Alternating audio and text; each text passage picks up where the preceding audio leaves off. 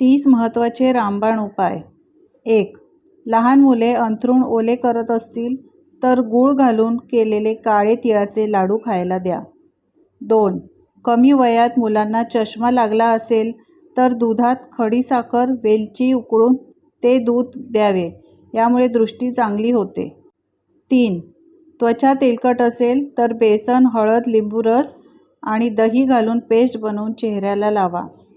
4. ज्या महिलांना मासिक पाळीचा त्रास होऊन ओटीपोटी दुखत असेल त्यांनी ओव्याचे पाणी गूळ घालून घेतल्याने लगेच आराम मिळतो. 5.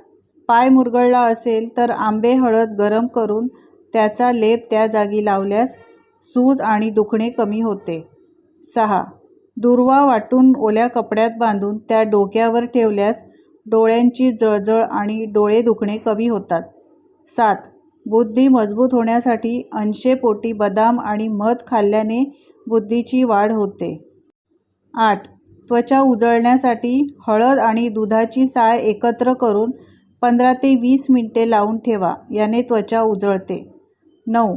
शरीरावर भाजले असल्यास त्या ठिकाणी मध लावल्यास थंडावा वाटते आणि फोडही येणार नाही.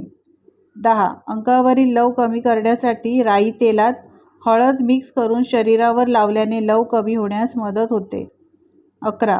नेहमी डाव्या बाजूला झोपावे, यामुळे हृदयविकाराचा त्रास होत नाही आणि यामुळे अन्नाचे पचन देखील व्यवस्थित होते. 12. प्रवासात जाताना उलटी होत असेल तर तोंडात वेलची ठेवून चगळा किंवा तोंडात आवळा ठेवा, यामुळे आराम मिळतो.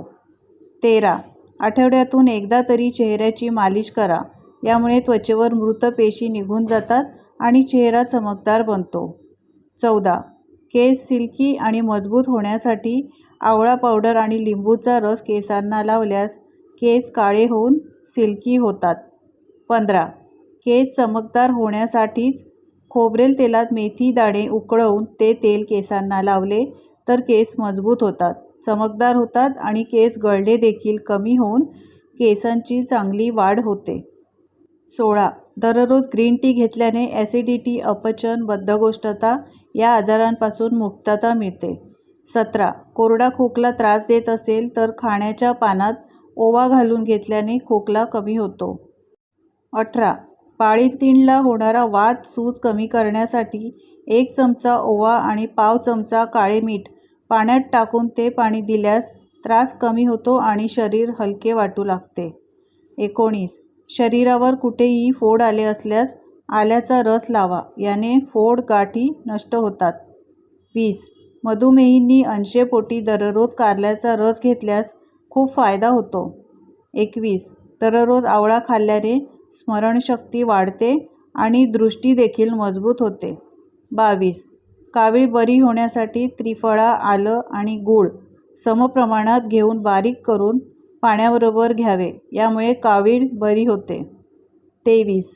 एकसारखं डोकं दुखत असल्यास सुंठ उगाळून त्याचा लेप डोक्यावर लावल्यास डोकेदुखी कमी होते. 24. ताक पिल्याने जुलाब कमी होतात आणि यामुळे अपचनाचा त्रास देखील होत नाही, तसेच रक्तदाब, दमा, संधिवात नियंत्रणात राहतो. 25.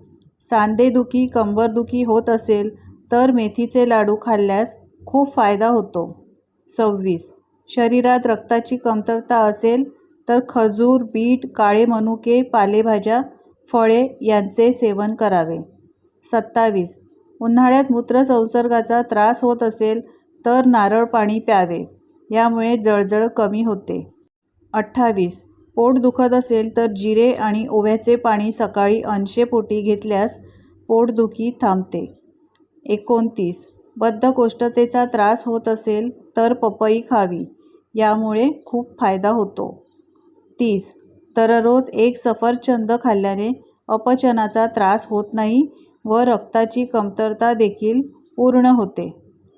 तुम्हाला जर हे रामबाण उपाय उपयोगी वाटले असतील तर लाईक करा, शेअर करा आणि असेच नवीन उपाय पाहण्यासाठी चॅनलला सबस्क्राईब करा. धन्यवाद.